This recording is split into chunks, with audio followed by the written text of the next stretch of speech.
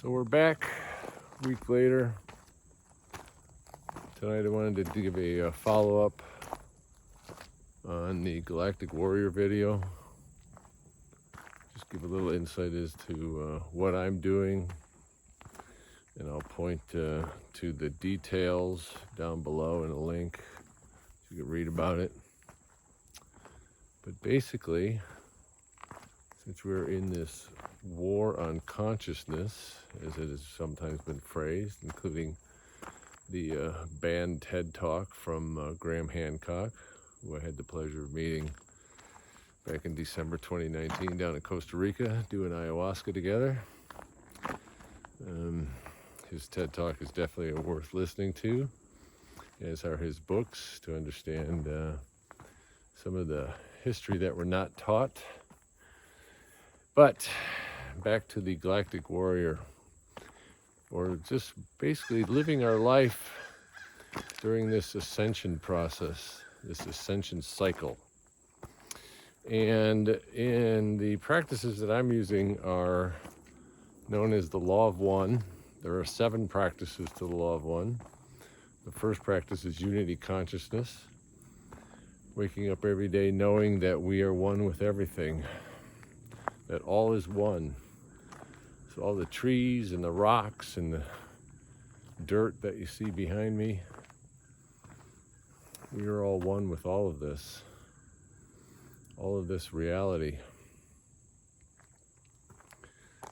And every day we can connect to it. I like connecting to the trees. I do that every morning. Give thanks to Mother Earth for allowing me to share this sacred space, because we are all one with it. The second practice is to love thyself. This is very important, something I first started focusing on about 12 years ago. Still working on it too, but one of the interesting and very helpful things that I learned from my trips to Costa Rica, when I was introduced to the work of Michael Bernard Beckwith, and his, what I think is his first book is something like All Is You or something, but there's a lot of talk about self-love and what I call the subsets of that, all the selves: self-care, self-worth, self-respect, and self-responsibility. Self-care, we have to take care of ourselves. We have to take care of ourselves physically, mentally, emotionally, spiritually. We have to take care of our surroundings. We have to take care of our clothes. All right, we have to, because this also gives us self-respect. And that's what we're looking for here. Self-respect and self-worth. Know that you are worthy. No matter what anybody says, no matter what anybody thinks, you are worthy. We're all worthy. We're all here for a reason. We all chose to be here. And we all accept responsibility for our actions. That's the final one, self-responsibility. So just remember self-love, self-care, self-respect, self-worth, self-responsibility. Try to practice those every day. Put them on your refrigerator if you have to. The third practice of the Law of One is to love the other selves. And we can see ourself in each of the other selves. Everybody is in some way a mirror for us. The things we don't like about other people are really a lot of times the things we don't like about ourselves. But that gets into things like the word namaste, which means to the light in me honors the light in you. You know, as Jesus said, love thy neighbor as you love thyself. The fourth practice is to love nature and Mother Earth. It's something that we humans are not doing a very good job of these days. And it has nothing to do with the concept known as climate change, but it does have a whole lot to do with pollution, massive amounts of pollution, industrial pollution, and geoengineering, climate engineering, chemtrails. If you ever looked up in the sky, you can see them all the time. Here, you can see them all. You can see the chemtrails in North Carolina. You can see the chemtrails in Florida.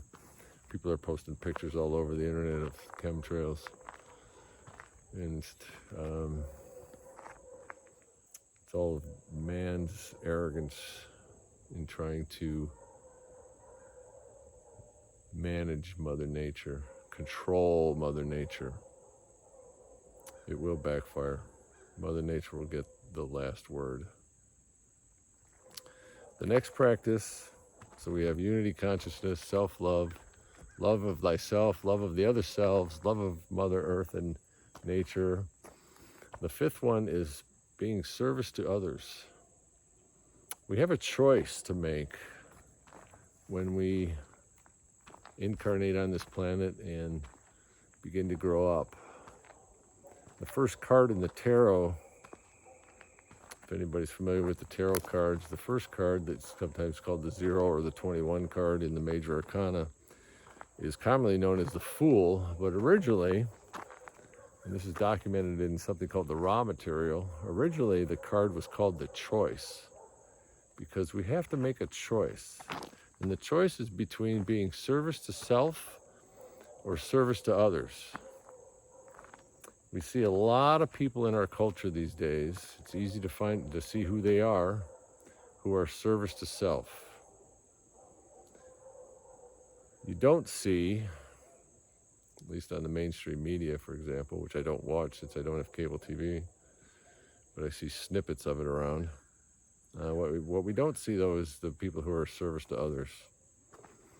And those are the people that are out of the media limelight. Those of us like myself who work at Lowe's, and 20 to 100 times a day I ask the question, how can I help you? I work at Lowe's simply for the fact that I can be of service to others. And it's a wonderful feeling when you help somebody who has a problem or a challenge, and you get a nice smile back and a thank you. And that's what makes the day. So try to be of service to others in your own way. The sixth practice of the Law of One practices is consciousness expansion. So how do we expand our consciousness? Well, there's some simple practices we can do, like meditation, being mindful and conscious of our thoughts, checking in with our thoughts. I even have a little note in my car that says, every hour check in with your higher self. Now, I sometimes forget to do that, but I will say to my higher self, how am I doing here? Okay, and then I'll wait and listen inside for any possible feedback to my question. But being mindful of our thoughts, checking in with our thoughts, learning how it takes a lot of practice. I'm still not very good at it. And one of the other very important things is to be comfortable being in silence, to sit with yourself in silence. In this world of distraction with all of these devices and televisions everywhere, a lot of people are not comfortable sitting with themselves and their own thoughts in silence. And this is very important to do. No music, no television, no news blasting in the background. Just sitting in silence, even if it's just 10 or 15 minutes, especially before you go to bed. Just relax your mind. The seventh practice of the Law of One is responsible co-creation. We're all here to be co-creators with source energy, co-creators with the universe, and co-creators with each other. So what is it that we want to create? We need to really explicitly think and vocalize what it is we want to create. What kind of a world do we want to create? And we're being challenged on that right now, because the old world, the world of Newtonian physics, the world of matter, the world of separation, the world of reductionism is being torn apart, as is our financial world, our economic systems, our disease care systems, our governmental systems are all being torn apart. So we have a chance here to practice responsible co-creation. What kind of a world do we want to create? And this is going to take many years to play out, but it is something that we can think about, and we can put this out into the universe every single day. Or as Abraham Hicks would say, we put it into our vortex. So think about what kind of world you want. A world of peace, a world of love, but a world with challenges. Humans need challenges. We are here to be challenged so that we can learn to manage our emotions. It's an incredible spectrum of emotions that we have. To be mature in managing our emotions, to realize that everybody's on their own path, and we can still create a world where everybody can follow their own path, where we can disagree politely, not have wars and violence. There's an extraterrestrial being that I was listening to or reading one time just a few years ago, and they made a comment to the interviewer. They said, "Yes, we all have our own independent personalities, and we disagree, but we just don't kill each other." And there's a lot to be said for that. Yeah. So we're being tested here, and if you remember these 7 principles, these 7 practices of Law of One, they will help you navigate through these difficult times and to become that warrior that does battle with the evil ones and helps other people see that we can have a better world and a better future for our children and grandchildren.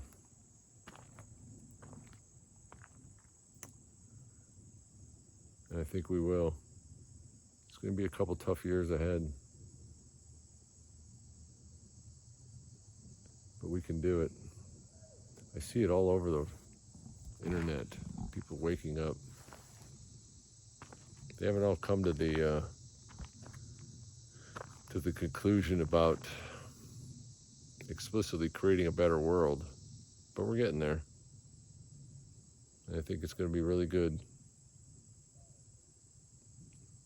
The so-called Agenda 2030 that the evil ones are trying to force on us is going to backfire. That's what I think. That's the world I want to create.